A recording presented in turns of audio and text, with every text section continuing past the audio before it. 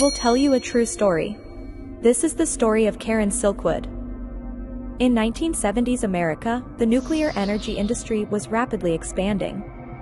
This growth was seen as a major step forward in meeting the country's energy needs. However, there was a dark side to this growth. There were dangerous situations and health issues for workers in nuclear facilities. In the midst of these problems, a determined woman emerged, fighting for justice throughout her life. Her name was Karen Silkwood. Her name would be remembered for many years.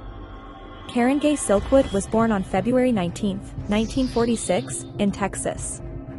She grew up in Oklahoma, married young, and had 3 children.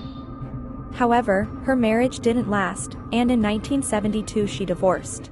After the divorce, Silkwood began searching for work and found a job at the Kerr-McGee Corporation's nuclear fuel plant in Cimarron, Oklahoma. At this facility, she worked with plutonium, and it wasn't long before she became concerned about the plant's safety violations and poor working conditions. These concerns led Karen Silkwood to start a battle that would change her life. Silkwood became involved in union activities, joining the Oil, Chemical and Atomic Workers Union, OCAW. Through the union, she discovered that the plant was not adhering to safety standards and that the practices there were putting workers' health at serious risk. Determined to inform the public and authorities about these dangerous conditions, Silkwood took action in this direction. In 1974, Silkwood gathered documents that revealed serious nuclear safety violations at the Kerr-McGee plant in Oklahoma. These documents showed that the company was experiencing significant plutonium leaks, which posed a major threat to both workers and the environment. Silkwood decided to take this information to the Atomic Energy Commission, AEC, and the press. On the night of November 13, 1974, she set out with these documents to meet with David Burnham, a reporter from the New York Times. But that night, Silkwood was killed in a suspicious car accident.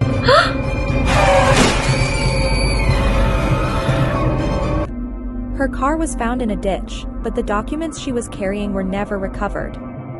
Karen Silkwood's death triggered a deep investigation. Examinations of the crash site revealed signs that her car had been forced off the road.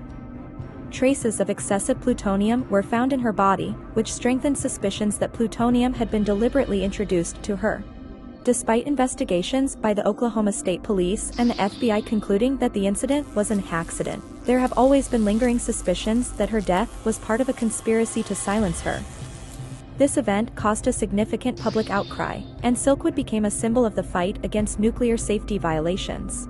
Karen Silkwood's family filed a lawsuit against Kerr-McGee Corporation. This lawsuit was an important step in uncovering the truth behind Silkwood's death. In 1979, the case resulted in a verdict ordering Kerr-McGee to pay $10.5 million in damages to the Silkwood family. However, Kerr-McGee appealed the decision to a higher court, and after a review, the decision was overturned. As a result, the case was finally settled out of court in 1984 with an agreement to pay $1.38 million in damages. Karen Silkwood's death led to a reassessment of safety standards in the nuclear energy industry. Her struggle inspired the 1983 film Silkwood, starring Meryl Streep, which brought her story to a wide audience and raised awareness about nuclear safety and workers' rights. Today, Karen Silkwood's name is synonymous with the fight for justice and workers' rights. Her courage marked a turning point in highlighting the dangers of the nuclear energy industry and educated many about these risks.